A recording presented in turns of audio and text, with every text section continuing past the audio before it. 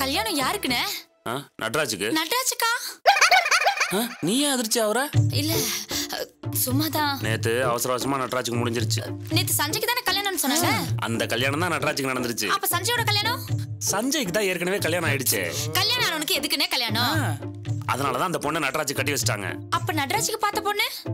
நட்ராஜுக்கு தான் பொண்ணே பார்க்கலையே. ஐயோ, பொண்ணே பார்க்காம எப்படினே கல்யாணம்? நீ அற வாங்க போற. ரெண்டு பேருக்கும் கல்யாணம் ஆயிடுச்சு. போதுமா? என்னது?